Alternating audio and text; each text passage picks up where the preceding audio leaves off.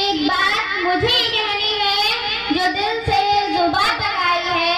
मैं आप सभी को हिंदुओं के ढकोसले वाले त्योहारों का रहस्य बताने आई हूँ। नमो बुद्धाय, जय भीम।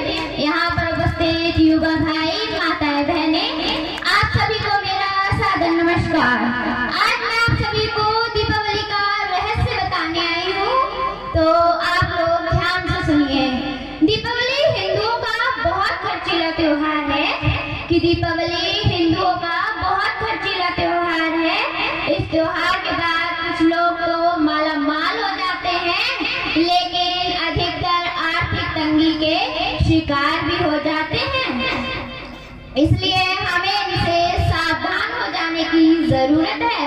त्योहारों के नाम पर कई करोड़ रुपयों के बारूद, आतिशबाजी और पटाखे जो किसी को भी मानसिक और शारीरिक बीमारी और किसी को इस दुनिया से अलविदा कहने पर मजबूर कर देते हैं, जिनसे भी हमें सावधान हो जाने की जरूरत है।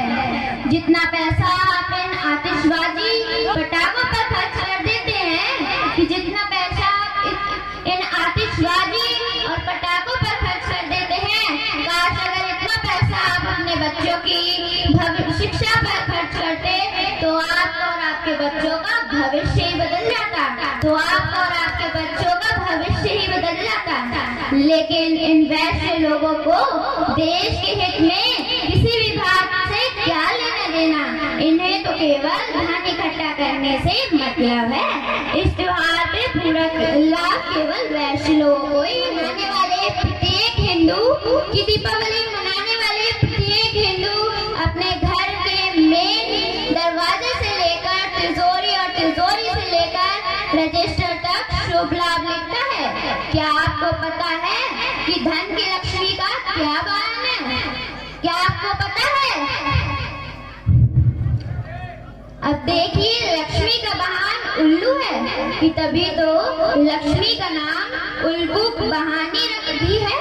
दीपावली के दिन हमारा धन यानी बहुजन समाज का धन लक्ष्मी बहुजन समाज के माध्यम से अर्थात अपनी सवारी उल्लू के माध्यम से चलकर बनिए के घर चला जाता है। इस प्रकार बैठे ही बैठे बहुजन समाज की पूरे साल की कमाई दीपावली के अवसर पर प्राप्त कर लेता है, और ये बहुजन समाज पूरे साल के लिए कंगाल हो जाता है। तो बताइए, उल्लू हमारे अलावा कौन हो सकता है? न पटाखे का शोर, न बारूद का धुआं, कि न पटाखे का शोर, न बारूद का धुआं, मिले सबको इस 14 अप्रैल और 12 मई की खुशियाँ, यही है धुआं। वैसे तो हिंदुओं के अनुसार कहा जाता है कि राम, सीता और लक्ष्मण 14 वर्ष का वनवास काटकर जब अयोध्या वापस आए, तो उनके आने की खुशी में नगरवासियों ने अयोध्या को दीपों से सजाया। तभी से दीपावली की शुरुआत हुई। जी नहीं, इन झूठे आडंबरों में मत फंसिए, क्योंकि आज मैं आप सभी को दीपावली का रहस्य बताने आई हूँ।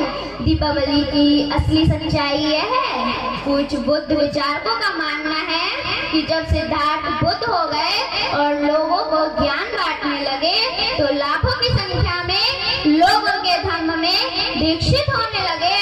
और यह समाचार जब शुद्धोधन को मिला, तो शुद्धोधन ने दर्शन पाने के लिए बुद्ध को बुलावा भेजा, और बुद्ध ने वर्षावास के पश्चात आने की स्वीकृति दी। जब वह वर्षावास के पश्चात राजगृह से चले और उनके आने का समाचार जब शुद्धोधन को मिला, तो भगवान बुद्ध की आगमनी पर दीपों से प्रकाश से नगर को सजवाया। तभी से दीपावली की शुरुआत हुई। अगर आपको दीपावली मनाने का शौक है, तो आप 14 अप्रैल और 12 मई को बनाइए। हमारी यही दीपावली होगी। धन्यवाद।